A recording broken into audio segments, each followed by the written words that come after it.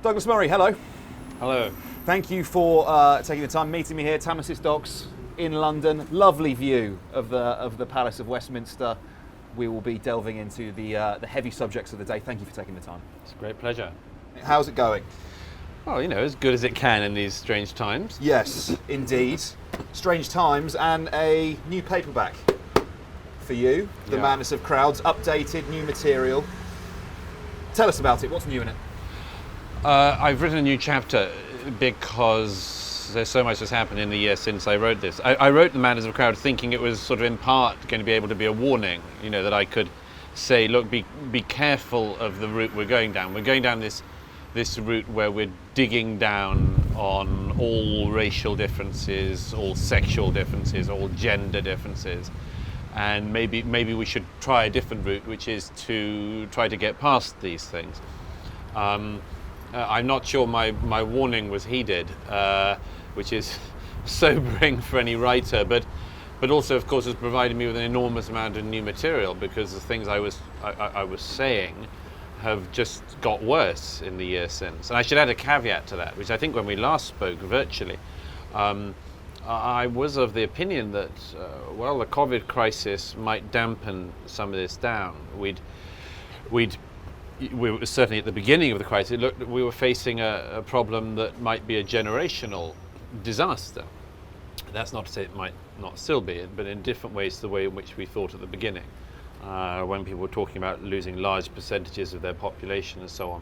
At that stage I thought, well, maybe people won't have much time for sort of imaginary grievances if we've all got a real grievance, or all got grievances of our own. And so I thought maybe this stuff will go away a bit. Maybe we'll have people relying a bit less, leaning a little less heavily on these differences between us.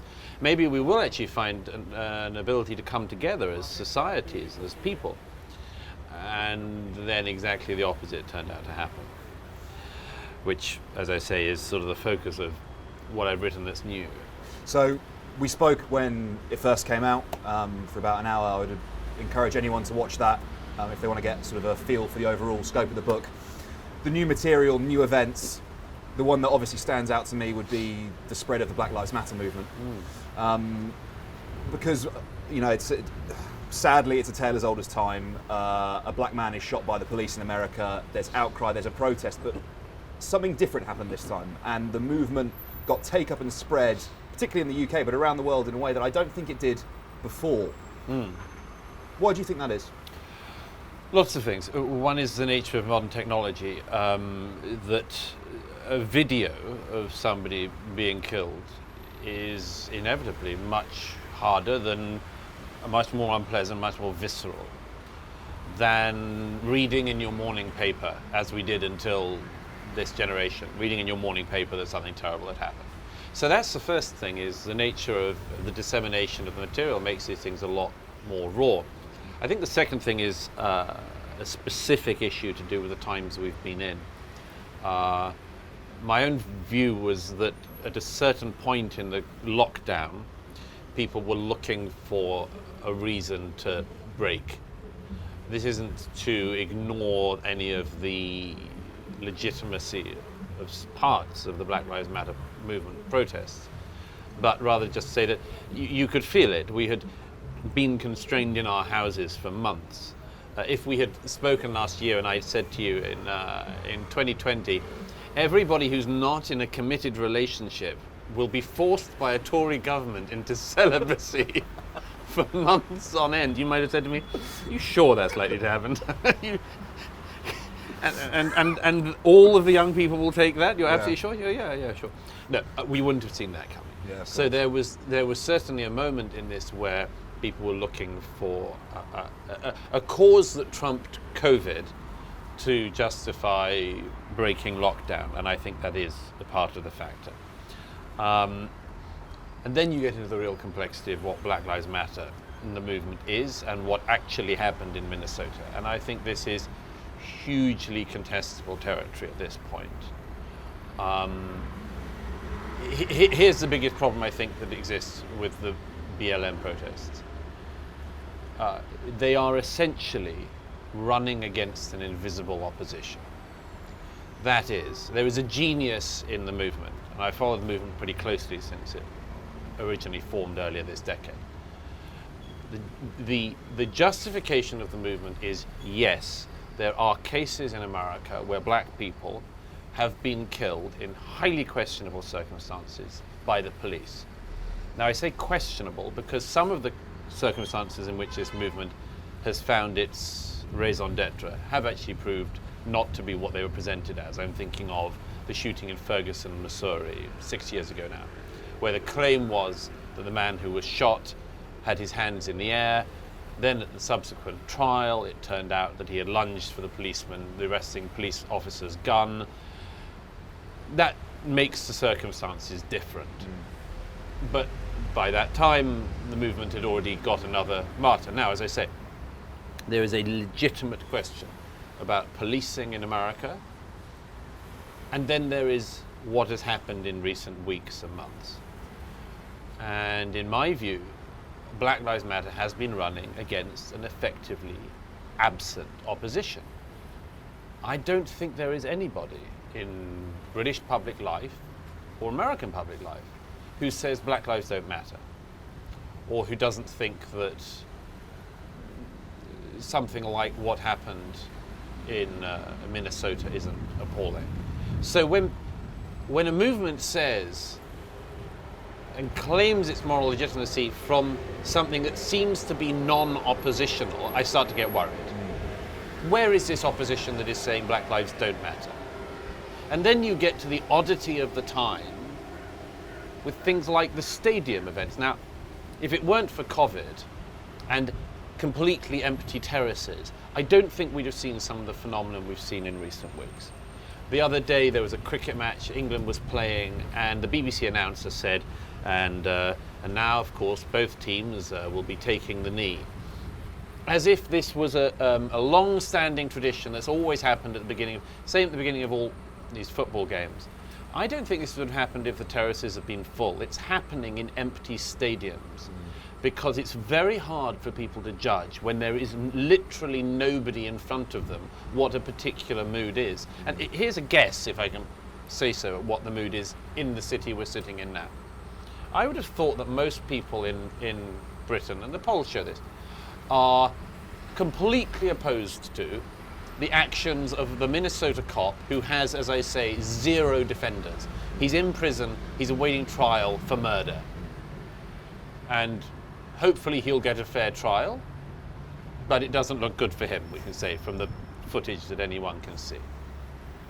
But I would have thought that public opinion in this country does not believe that on the basis of that one cop's behavior, there should be a sustained war on, for instance, all of British history, or claims made about all British people, let alone, and this is the most divisive and unhelpful one of all, mass racial generalizations based on skin pigmentation that try to pretend that, for instance, all white people are responsible for something like the actions of that Minnesotan cop.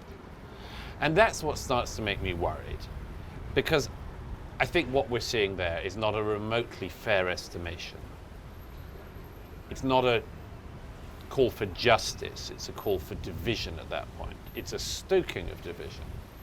And about that, I think we should all, whatever anyone's political preferences or background, we should be united in saying, no, there you don't get to go. It's interesting. I spoke to Afua Hirsch a couple months ago, and you're both in agreement about that COVID had a role to play in the spread of Black Lives Matter movement. I thought that common ground could be useful in our current times, but obviously you differ on much else. I think Afua And I would diverge after that moment. At that point, yeah. She makes an unnamed appearance in the new chapter in the Matters really? of Crowds. Yes, because I mentioned the fact that when the hardback of Matters of Crowds came out, I was given the gift of Sam Smith coming out as something new that week. I can't remember which sexuality he announced himself to be that week, but it was non-binary that time. And I said that I was waiting for explanation of what this is.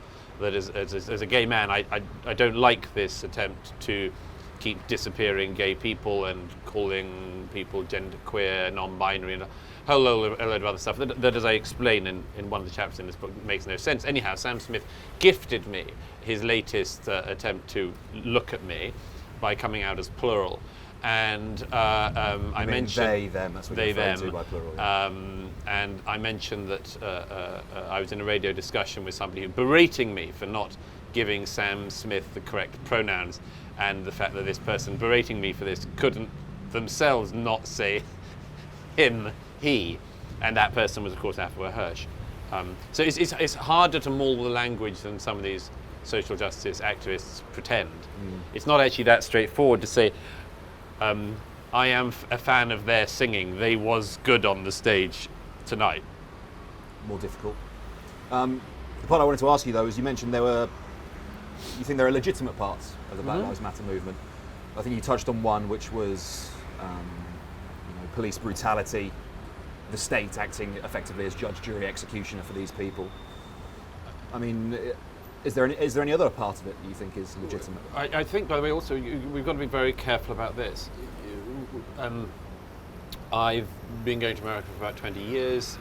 I've always thought, I think, like every outsider who looks at America, that gosh, do they have deep problems?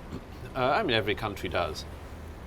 They do have they have a racial problem that I would submit we certainly don't have in the same manner, and I don't think we have the same ferocity in a country like Britain. And there's lots of historical reasons for that. I don't like the transplanting of a particular form of racial grievance in one country to another country. I think it's an imperfect match to lay specific American problems on a country like Britain. And I think it does us a disservice.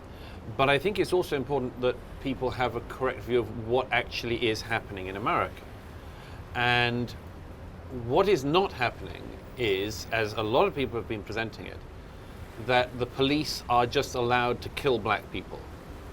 And I'm not exaggerating this. A prominent black politician in the States was quoted not long after the Minnesota incident saying, our children are not safe walking in the streets. They don't know when they'll be gunned down by a police officer.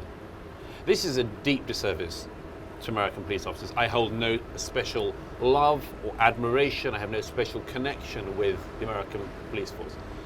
They operate in the most highly weaponized country in the world. They never know when they pull over a car whether the person is going to reach into a glove compartment and have a gun. They have far bigger, for all sorts of historical reasons we can go into, they all have specific issues surrounding the Second Amendment, which means that they have a highly militarized citizenry, which means that they have a highly weaponized police force. There are something like 10 million interactions a year between the general public and the police in America. And I think, as my friend Sam Harris said in a very, very measured and intelligent podcast, which he released a couple of weeks after Minnesota, as he said, this country cannot be on the precipice that every single one of those 10 million interactions every year goes well. And I fear that there has been a perception that's been pumped out there about what is happening with American policing, which is actually skirting around being able to address the problems that have been highlighted, and is going to this unbelievably wide attack on American policing as a whole, has already turned into massive uptick in gun ownership. The sales figures show this, and anecdotally, I have liberal friends in America who now are buying guns for the first time. A friend told me the other day that she tried to get hold of somebody to teach her how to use a gun, and the answer machine message at the gun school said, don't even try to get an appointment with us before the end of November. This isn't good news. But it's also the case this is happening not because of some imaginary fear in the heads of American people, but because you see, for instance, in New York, a doubling, I think it was, of gun crime every week through July, August. You see civil disobedience, the police retreating. You see, for instance, look at what happens when the police retreat in Portland, Oregon. You see the citizenry, and by the way, this is in a 92% white city, so we're not really talking about a sort of, as it were, a racialized version here. This is just a people whipped up into behaving reprehensibly situation, irrespective of skin color. In Portland, Oregon, you see people hauling motorists out of their cars and beating them in the head until they're unconscious, finding an old woman in the street and assaulting her. This is what happens when the police retreat in Portland, Oregon. You get vigilantes, you get fascists, militarized fascists, dressed up and pretending that they are anti-fascists and calling themselves erroneously Antifa. You see what happened in Chicago a couple of weeks ago when one of the major shopping areas of the city is broken into and looted, not by small fringes, but by vast numbers of people. That's what happens when the police retreat. So the people who say we could solve all of our societal problems by not having police must be children. Must be children. They cannot possibly be adults who know what happens.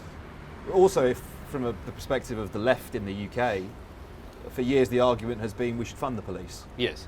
The elements of the Labour Party in the UK switched on a dime from their usual thing, which is Tory government cuts mean that the police are underfunded, onto defund the police.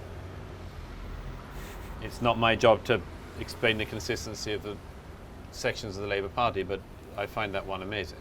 Would you describe this government as a Conservative government? In name, yes. And in lots of their actions, yes. However, to a great extent, I think the current government is I say this with a water metaphor, positively lapping at my feet. It's adrift. It's adrift. It's pulled and pushed around on the waves of the time. Now, let's keep going. I could plumb and exploit this metaphor till you're drowning in it. I'll tell you what I think happened. I think Boris Johnson came in. He's got lots of very good instincts. He's a liberal conservative, and he came with lots of good instincts. I think he was knocked sideways by the COVID issue, and I think then his personal health obviously has knocked him badly. I think it's taken him a lot longer to recover than anyone wanted to admit. I think we're starting to get the old Boris back, but it may not be completely what he was. I'd like to think it will be, but it's definitely taken longer than anyone thought. A criticism of that is that's what government is like. I wrote this in one of the papers the other day. This is what government's always like. If you'd said to Tony Blair in 1997, you may think you're going to do X, Y, and Z, but in fact you'll be drawn into a load of wars in the Middle East. I think Tony Blair would have said, how does that happen? So government is always like this. You come in expecting to do a set of things, and then events happen, and you're bashed around, and you have to find a way through it. So I don't think we can have endless sympathy for any government flailing. You should expect to face problems and unforeseen circumstances. This is especially unforeseen. My concern about it is that it seems that the inclinations that would normally make a Conservative government behave in a certain way seem to be absent.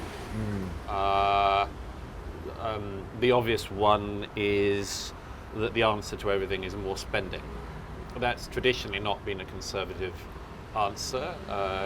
Conservatives tend to favour fiscal prudence over fiscal irresponsibility, but the justification for that obviously is we're in highly unusual times. I'm simply, on that basis, I'm very concerned that we have run up a debt that's unknown in peacetime for a pandemic that now appears not to be as serious as we thought at the beginning, a virus that isn't as lethal as we originally feared, and which may well happen again.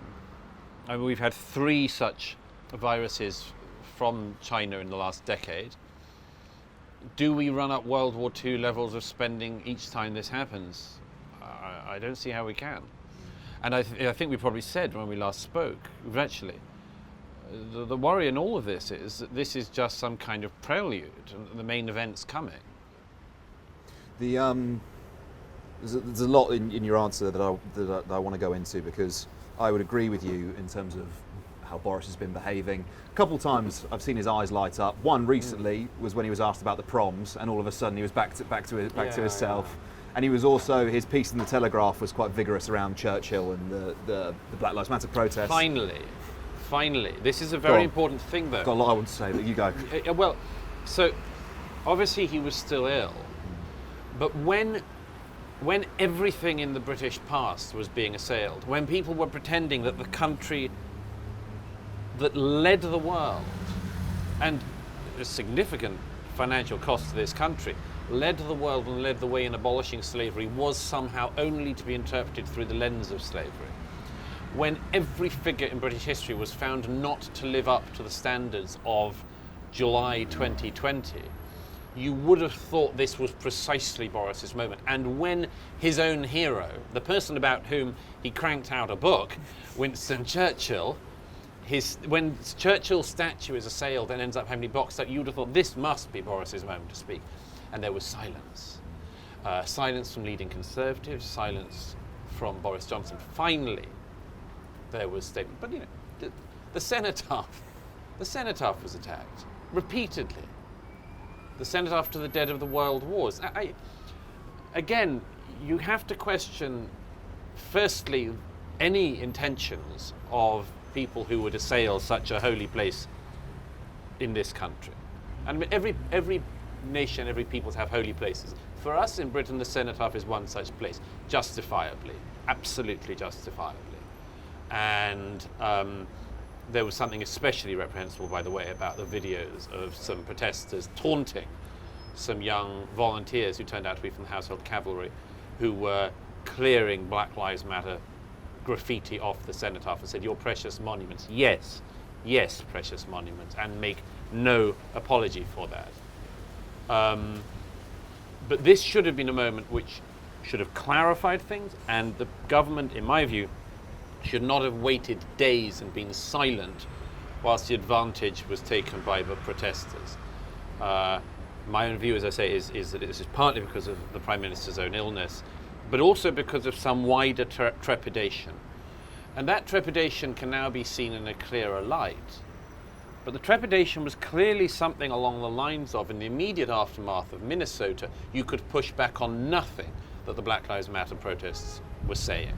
And that is absolutely wrong. My friend Eric Weinstein made a very, very important intervention around this point. He said, "To my black brothers and sisters, I have something to say. If I cannot tell you that you are wrong, you are not my equal. If you cannot tell me I'm wrong, I'm not your equal." This goes every way. And there has been an inability, with all sorts of understandable justifications, but an inability that has existed in recent months, of anybody who is white to say no to anybody who is black, even if that person is behaving reprehensibly, for instance, by erroneously thinking that attacking the cenotaph is a good idea in the cause of racial justice. It doesn't need anyone to say, "No, your entire movement is nothing." It doesn't need that. It needs someone to say, "No, that is absolutely the worst move you could make." And yes, I think that it was revealing that there wasn't some kind of pushback, but everybody was scared. Look at most of the British press was scared. People have this impression from the outside that all the British newspapers, sort of, sharp-toothed. The British papers were scared at that moment, because when civil disobedience starts coming, and mobs start forming, and police started being attacked, and then police start retreating, all companies like private individuals, start to think of stepping back, biting their tongue. It's one of the infuriating things around this for me, is Churchill is either the greatest Briton or a disgusting racist. And it's like, well, he could be both. history is grey. It's complex. There isn't a. I'm afraid that this generation has not been taught that. I can say it absolutely as boldly as that. And it's humility. It's I think it was Arendt you quoted last time. Forgiveness. Yes, and I now operate on the assumption that nobody knows anything, and it's not a bad presumption to start with. And I'm enormously saddened by that fact. I was speaking to a 96-year-old friend yesterday who made this point. He said, just find that nobody knows anything. Nobody knows any history. Now that might be a particularly strongly felt view when you're 96, because you've got a longer memory than most. But as I say, the real problem is this: if you don't know history, if you don't know very much history, or if you know tiny little glimpses of it, what you do is you stand in judgment over your forebears. And one suggestion I make, I think, in The Madness of Crowds about this in the forgiveness chapter is treating the past reasonably is, among other things, sensible, because it gives you a glimpse into how your own life is going to go. The COVID era is a good example. We have no idea if the COVID era is the finale of something, the curtain raiser, the first act, the prelude, the prologue. We don't know which act we're in. We have no damn idea. And here's the thing, no one ever does. No one ever does. And a certain humility is required in that situation. How should you act? As well as you can, given the information you've got. Will you act perfectly, even if you think you're the best person? Absolutely not. And so you have to be very careful, among other things, of thinking you know what is right and imposing your concept of right on everybody else, because you may turn out, and historically there has never been anyone who has escaped this, to be wrong. So what I was originally raised was sort of Boris Johnson's bright-eyed, bushy tail when it comes to these culture war moments. And I'm glad you raised coronavirus, because in my eyes, when he starts talking about, Rule Britannia at the last night of the proms, does anyone care? And is it a distraction from the worst excess death rate? Even if the virus isn't as bad as we thought it was, is it a distraction from the worst excess death rate in Europe, the worst economic performance of a G7 country? My view is not. I'll tell you why, because at times of national crisis, something very interesting is revealed. And I think coronavirus did this. We had been talking, I think it may have come up when we last spoke, we've been talking in the UK in recent years as us being a completely divided country. Yeah.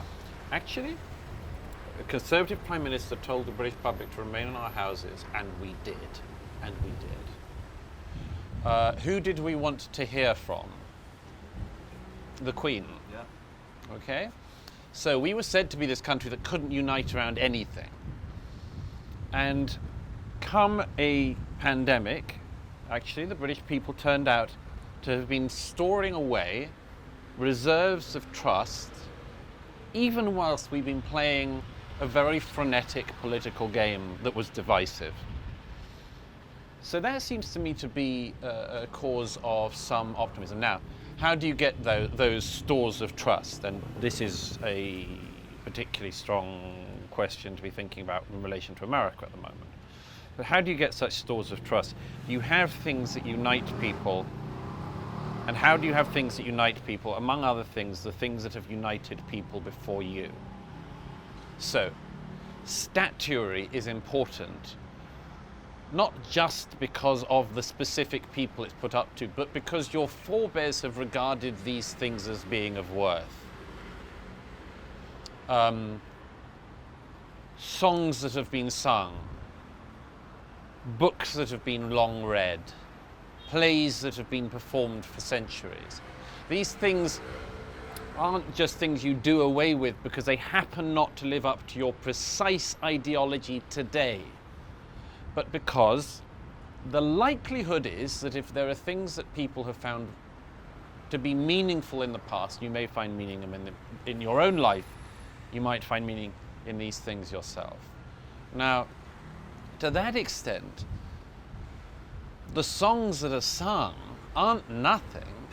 You can't just invent them anew. A particularly silly BBC figure said on social media yesterday that if she were head of the proms, she would ask for national competition to come up with new words for Land of Hope and Glory and Rule Britannia, which she said could unite our wonderful nation. We already have words, and they already unite the nation, or they united the nation until the day before yesterday, when a few malcontents decided that the words meant something they don't mean and were sung in a manner that they aren't sung in.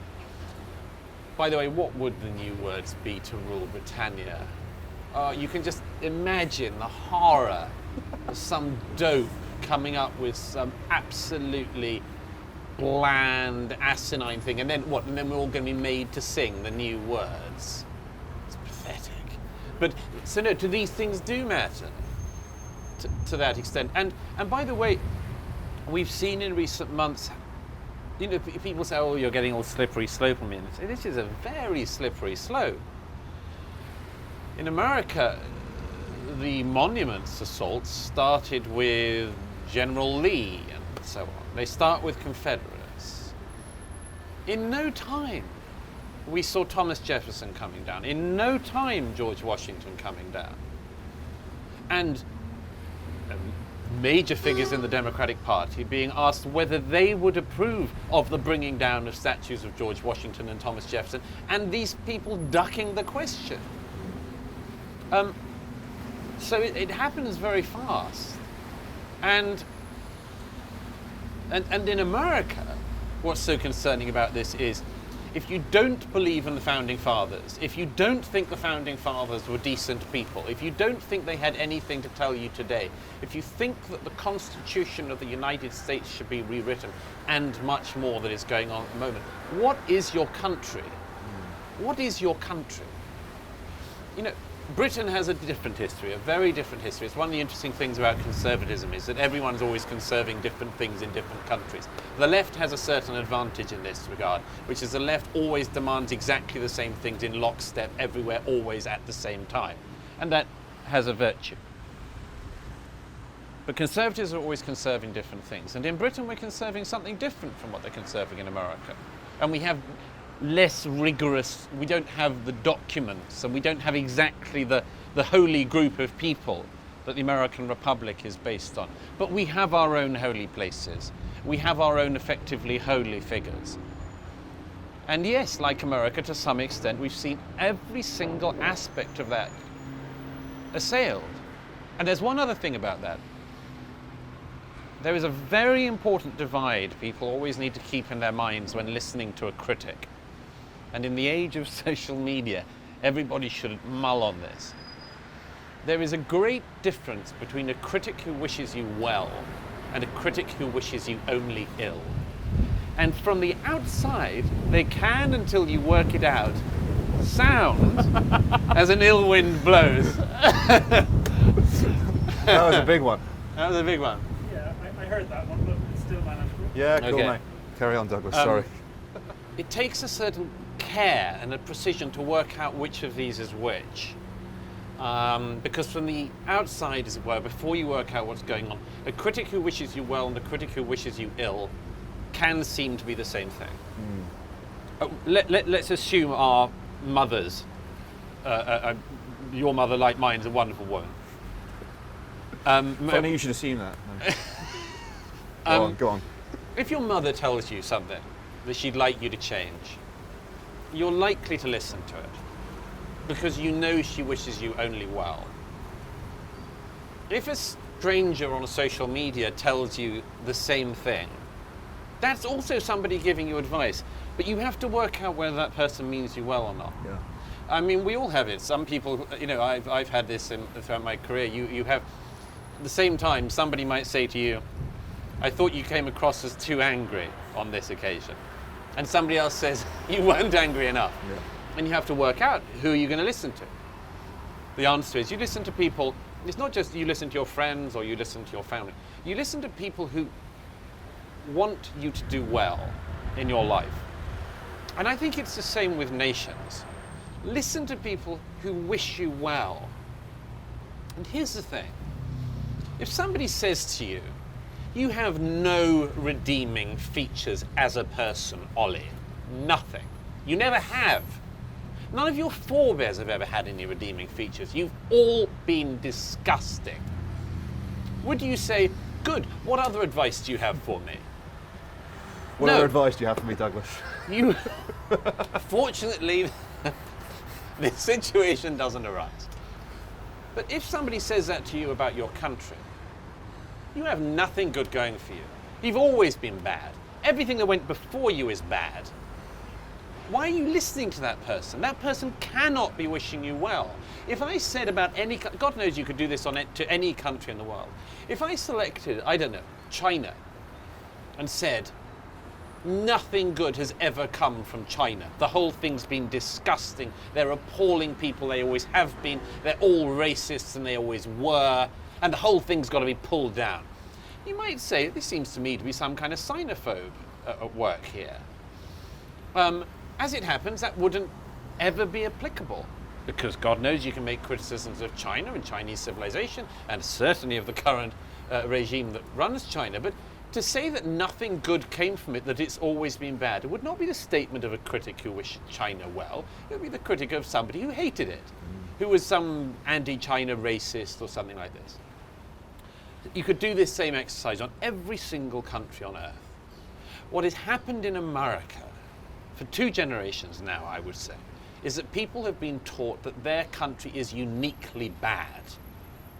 And that same thing has now been creeping into Britain, and I would argue into basically every other Western democracy. And it's got to be pushed back against. Anybody who says that the history of Britain is slavery and racism does not wish Britain well, and I do not think should be listened to.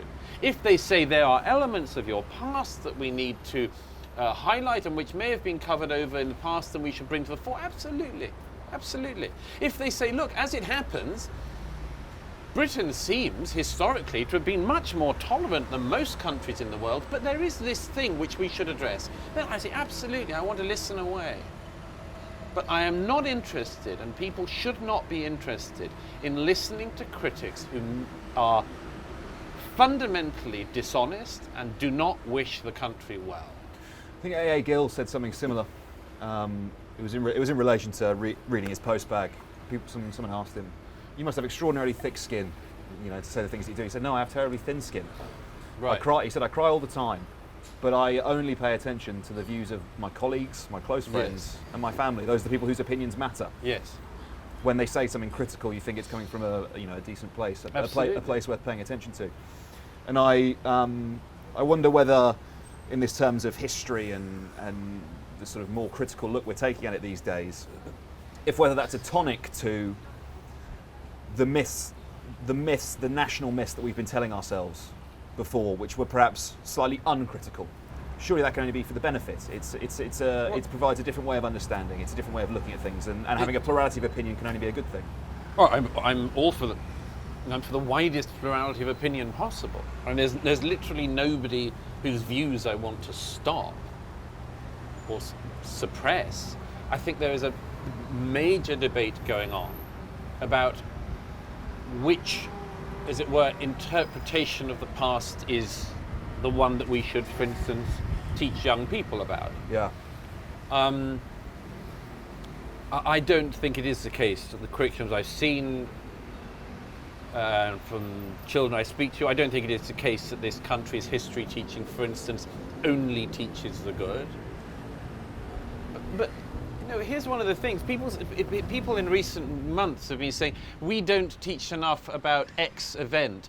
We don't teach enough about anything. I was speaking to a friend's child recently who described the fact that they had done the French Revolution in one lesson. I've spoken to friends in America, I've spoken to friends in Britain, have no idea what happened at the French Revolution. By the way, it's quite a useful thing to know about these days. That one of the reasons why some of us were very concerned about the pulling down of statues was not just because it wasn't, as one fatuous Guardian writer claimed of me, that I was sort of in support. If you're against the pulling down of a statue of a slave owner, you must be pro-slavery. It's like, give me a break. How can you be so dim? How can you try to reduce these things to that extent? It wasn't because of that. It's because we know from history that you start by attacking and pulling down statues by mob diktat, and next you go for people, as they have been doing in Portland, Oregon.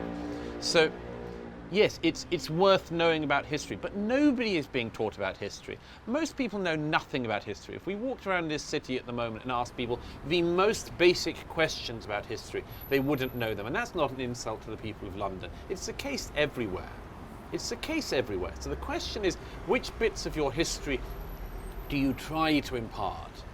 And in this country, we get, for instance, and have done again in recent months, enormous criticism for allegedly teaching too much about the Second World War. Is it a bad thing to teach about the Second World War? I happen to think, again, like everything else, it depends how you do it.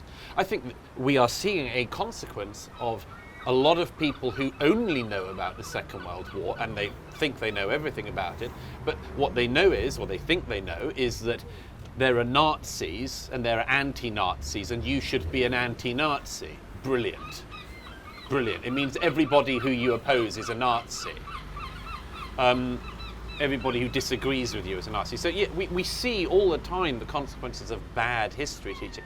Is it bad that this country focuses on the fact that it stood alone against Nazi Germany? No. Is it wrong to feel pride in that? No. It's all presented as if pride in a nation is always and only a bad thing.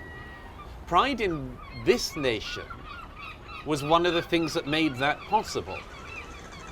Sweden didn't have the same view.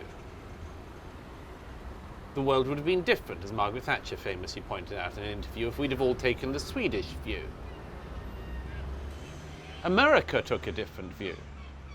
America took a different view in the 1940s. Is it wrong for Americans to feel pride in that? No. That's a very good source of pride. Now, it turns out that America has been running off the exhaust fumes of that for 7, 8 decades now, and that may be coming to an end, as Jonathan Haidt, among others, has suggested. But it isn't bad to search for unifying stories in a country. And they're not necessarily, they're not false on these occasions I've just said. It's not false to say to people, there was a global slave trade. Everybody did it throughout all of human history. And still do. And still do in some countries. And in Britain, we were engaged in the slave trade and, like everybody else, made some money from it. And we also led the world in abolishing it at considerable financial cost. That seems to me a perfectly reasonable thing to teach. And as far as I know, that is what is taught in schools. So I don't buy this idea that young people are somehow indoctrinated by this fantasy sort of alt-right patriotic view of history or something. It's not accurate. These claims are being made by unfair critics. It's interesting you mentioned, the darkest hour when we stood alone. I've been thinking about this, and there was a piece in the New Statesman, which I think you might have been referencing, on this subject, talking about the role of Russia and why perhaps we don't wish to stomach the fact that Comrade Stalin was fighting the Nazis alongside us. We don't want to address that fact. Or perhaps the role of Polish fighter pilots in the Battle of Britain.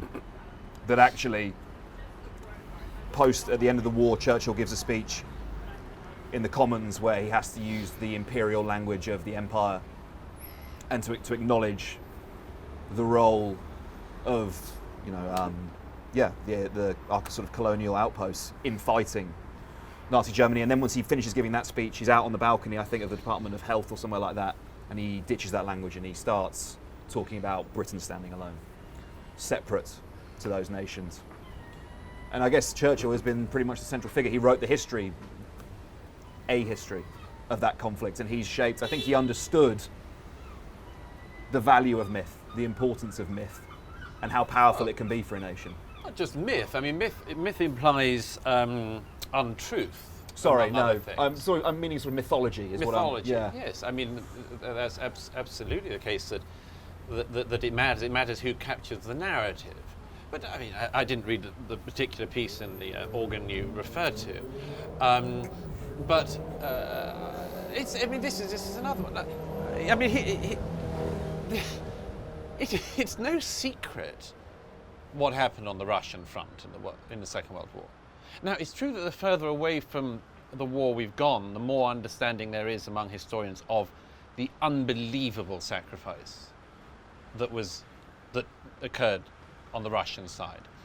By the way, one of the reasons for that was that until 1990, Western historians didn't have access to the archives to find out the full details, including the full knowledge of the deaths that were occurring at the Russian front in that war. But, here's an example of why history is interesting. I read a lot of Russian literature and a lot of Russian history. I'm fascinated by the country, and like a lot of people regard the Russian novel as being essentially all you need, almost all you need in terms of novels.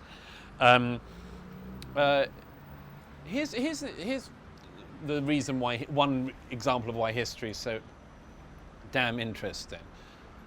You simultaneously have to accept the fact that one of the reasons why Stalin is still consistently voted the greatest Russian of all time is essentially based on the fact that the Russian people still attribute to him the victory over Nazi Germany in World War II.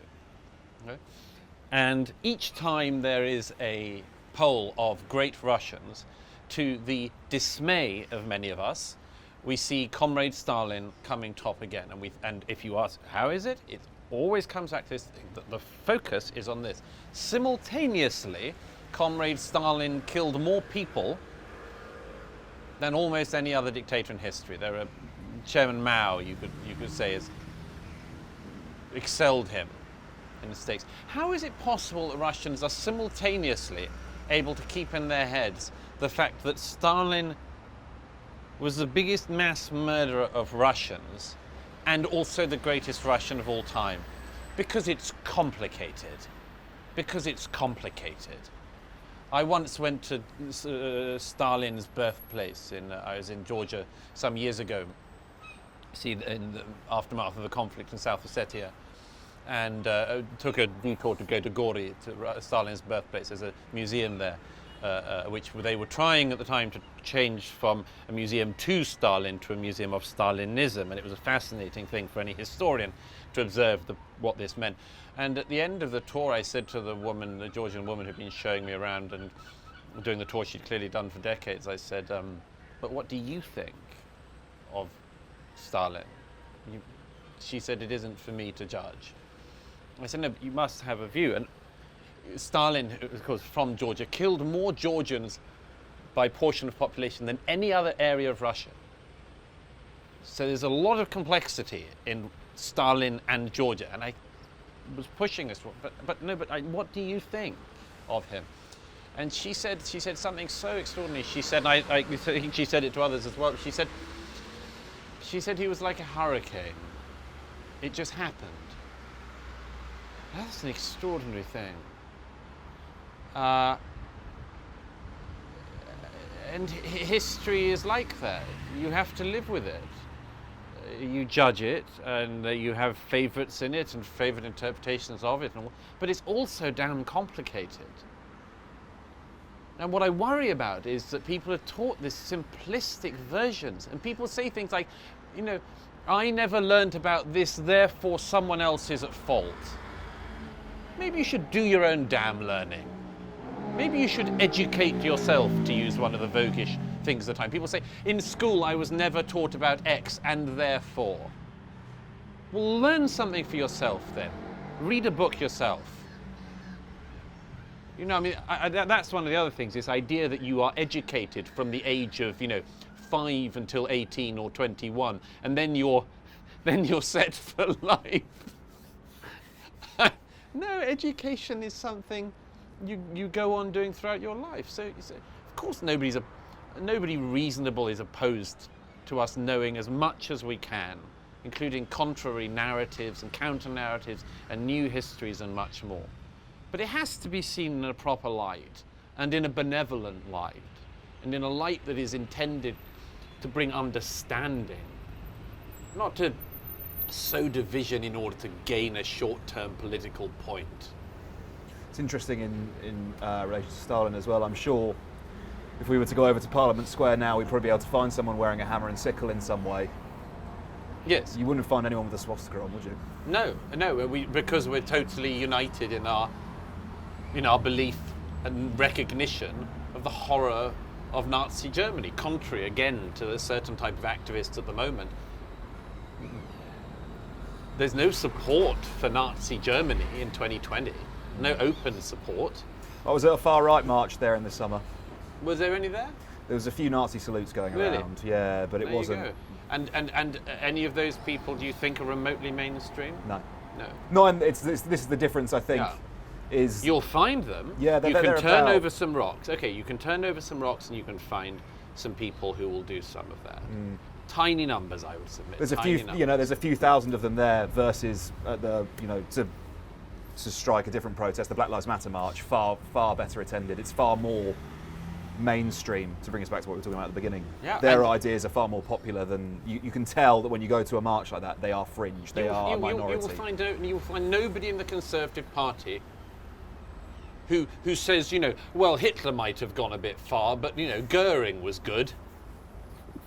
You will find nobody in public life in Britain who takes such a view. You'll find nobody who says, I wrote this somewhere the other day, that you'll find nobody who says, look, the thing was, it's true that post-1934 Hitler went wrong, but Rome, if only he hadn't been executed and assassinated by Hitler, I follow his. Now, you do find plenty of people still who are willing to say Stalin led the communists in a bad direction maybe, or he went a bit too far, but Trotsky, that would have all been different. I was at it sounds like I've been doing a tour of communist bastards' homes. Kind of. I was in Mexico the other month just before lockdown and I took the time to go to Trotsky's villa. You'll find plenty of people still. I mean, that's basically a museum in favour of Trotsky. You'll find plenty of people in Britain, you'll find plenty of people in the Labour Party still who think that Trotsky, was a good egg. You can go on and on with that. Why? Jordan Peterson and I talked about this a couple of years ago, a discussion. Basically because we almost learned one of the two lessons of 20th century. We almost learned, very nearly learned, Pache examples like that you just gave me. We very nearly learned the lesson of the appallingness of fascism. It's pretty well learned. And we didn't really learn where the left goes too far, where it goes wrong. And we should have done by now. And I think it's reprehensible, lazy, and in many cases malevolent that lesson hasn't been absorbed. I think there's that incredibly extreme view is fringe. For me, Which one? The far right, Right. Nazism.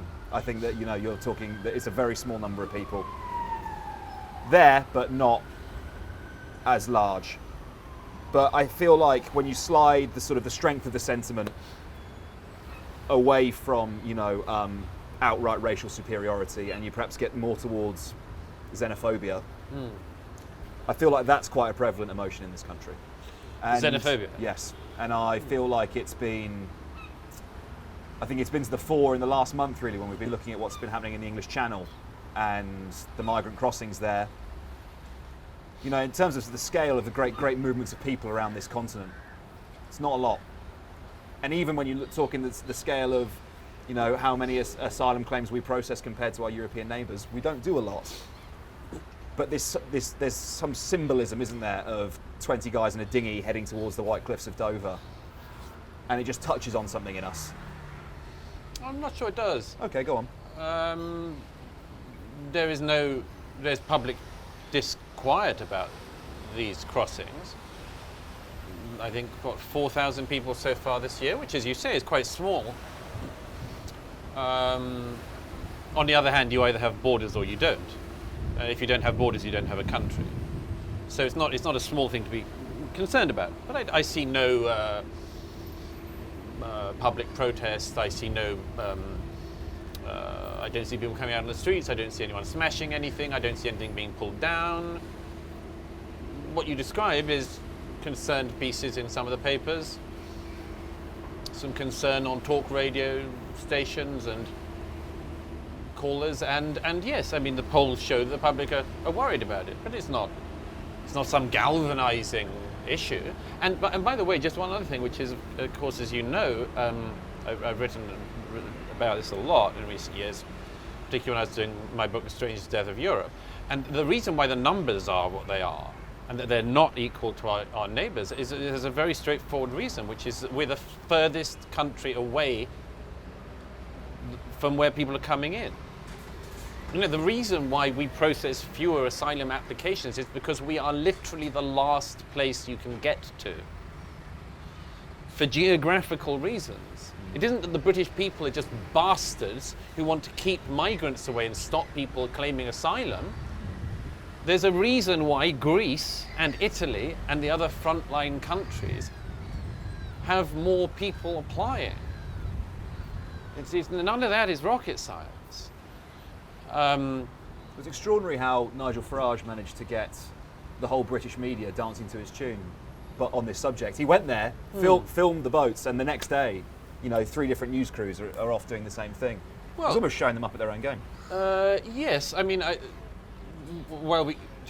one possibility. My own suspicion is that the media has, my own knowledge is the media has certain things it's willing to report and some things it isn't, and sometimes that's simply because it doesn't see a particular story or recognize it. Every story that catches on, somebody has to bring to its attention. I mean, there's all sorts of scandals happening all the time around the country. You must get this. I get my post bag or my virtual post bag. You've always got people who have very often very, sincere problems they'd like to bring to the forefront and have in the news, and it doesn't get there. There's a limited amount people can write about. It always requires something to happen to cause something to become newsworthy. And people weren't focusing through most of COVID on this particular issue. And yeah, Farage should be given credit or blame, whichever way you look at it, for bringing that issue up. By the way, I mean, all of the questions I raised in my book on this, in The Strange Death of Europe, remain unaddressed. And I think it's a shame. And I don't say that for personal reasons, I say it for societal reasons. I think it's a deep shame that we've still not, as a society, had the deeper debate and thinking we should have on this question. Because here's the way I put it in a nutshell. Would we like to be a country where people who have just had the worst imaginable luck in life could find refuge and shelter? Yes. And actually all of the opinion polls, including in recent weeks, show that. Can we take them all in? No. So what do? Nobody knows, because nobody's interested in having the discussion I've been trying to encourage people to have. Are you totally happy with the idea that we have a parallel asylum system in which young, fit men who can fight their way to the front are disproportionately likely to get asylum? Are you happy with that? Probably not. What's your solution? Nobody's thought about it, so we don't have one. Now, none of this is a new problem. Everything I'm describing here is a moral discussion and a practical discussion that has been waiting there to be had for decades. I have a favourite example of it. Actually, the courts have ruled in a way that slightly solves this now in the UK, but many countries in the world it's not great to be gay. A number of countries it's still not just illegal, but you can get the death penalty. Assuming that the same percentage of the population in those countries are gay as here, something around 2 to 3% of the populations of each of the countries where it is still possible to be killed for being gay should be given asylum in the UK now. Will that happen? Of course not.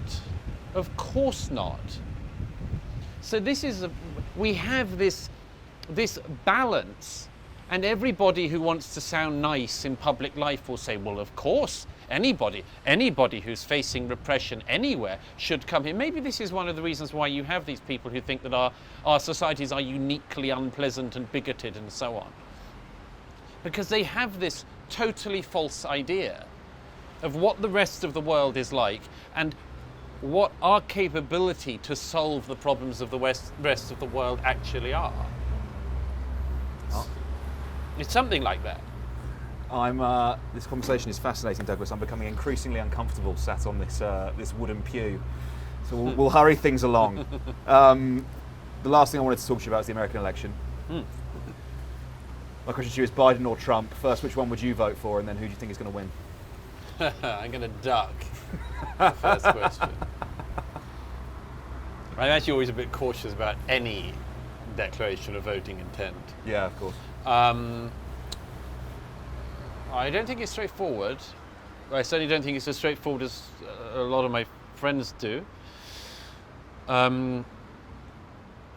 I have to say, here's a warning. I think it's perfectly possible this is the first election in the history of the public which is not settled.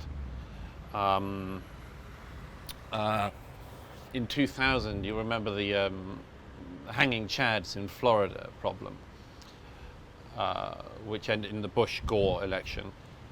Highly contested. The fact that in the end it was resolved in the favour of George W. Bush was a reason that many people in his first term in office kept insisting he was not a legitimate president, which they were wrong on. But it was. My point is that when you have a contest over that, here's one possibility.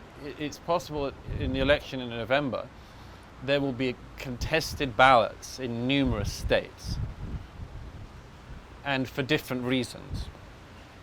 That there will be allegations of voter fraud, postal mail fraud. They're already being made, they're coming. Right. So both sides have been doing it. By the way, they said before the last election, Donald Trump, I thought, very wrongly said before the last election that he would see if he would accept the result. I thought that was a terrible low. I think that a candidate until then had not said that, as far as I know. Had always said, of course, they would accept the result of the election.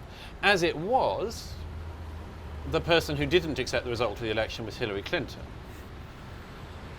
who has spent the last 4 years pretending that Donald Trump only got into office because of the Russians, which is absolute BS.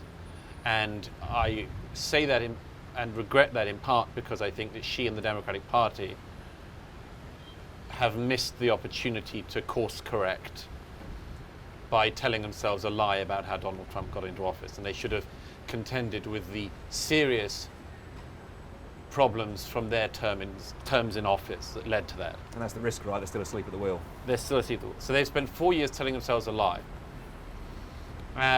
However, this election, Donald Trump's speech at the Republican convention on Monday night, he kept saying to his audience, be prepared for them to steal it. This worries me very, very much. But then the Democrats are playing the same game. Not quite as verbosely, it has to be said, or at quite such a high level, but they are playing the same game. So we do see a scenario where neither side will concede. And that is a nightmare. That is a nightmare.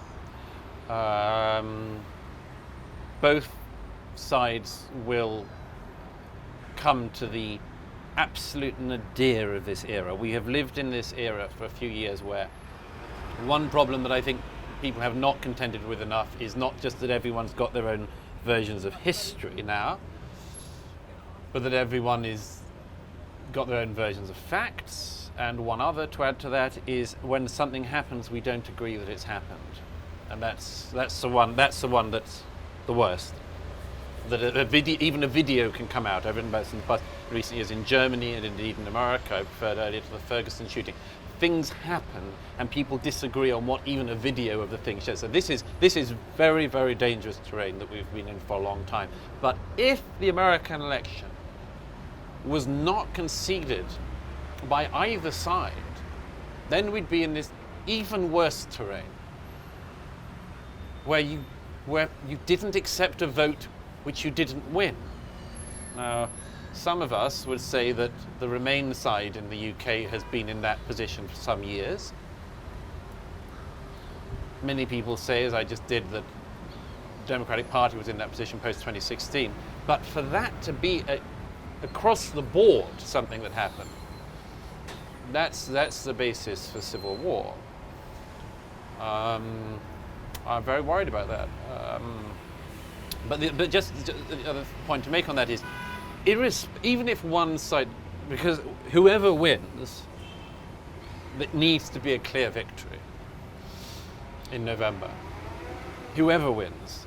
I'm much less concerned about who wins than the fact that whoever wins, it has to be a clear victory. But whoever wins, what we've been discussing today doesn't go away. Because you now have a significant portion, the figures vary, a significant portion of Americans who don't believe in the founding ideals of America. Something like 70% of self-described liberals recently said that they would like the Constitution to be rewritten. And if I think all of the, I don't like to be alarmist, but all of the conditions are in place in America for effectively civil war, because there is a total divide over what the country is. Half of the country thinks, let's say half, it's not half and half, but a significant portion of the country thinks that America basically has nothing going for it. It would have been better if Columbus had never sailed out. It would have been better if the Founding Fathers had never been born. The whole thing's been a disaster.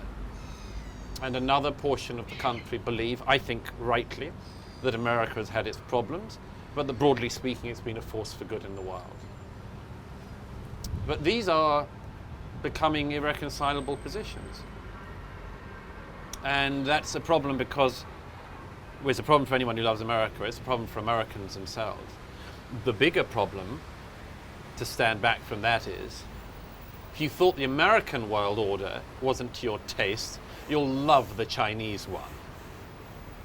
You'll love it. You'll love it when you bring your human rights complaints to the Chinese Communist Party. See how they treat the people of Hong Kong. You know, and The these Uyghur Muslims. or the Uyghur Muslims. And you know, this is why I say about the worry about the ignorance that is going on at the moment. Everybody has complaints about the American era. But in the views of many of us who've traveled widely and looked around quite a lot, it's a damn sight better than anything else that's on offer. And the era that went from British dominance in parts of the world to American dominance in the same regions was a pretty peaceful handover, pretty much the most peaceful handover in history. I don't see an era of American decline and the decline of American power as being a peaceful one. If it happens, and I hope it doesn't, it will see the rise of other forces which those people who thought America was a bad deal will rue when they come across it. But it's not like they haven't been given a warning. It's just they've been given warnings that they've deliberately ignored to pursue some weird and basically vitriolic political propaganda of their own. Watching events happen and then disputing whether they happened or not. I mean, it's pure Orwell, which I don't like saying, really. I find it's cliche. Sadly, it's almost cliche to describe something as Orwellian. But there's a reason for that, and it's because his writing was timeless and, dare I say it, perfect. Other good political writing. Segue. Douglas Murray's new book, The Madness of Crowds, with new material. Douglas, thank you very much for taking the time to speak to us. It's a huge pleasure. I appreciate it. Thank you.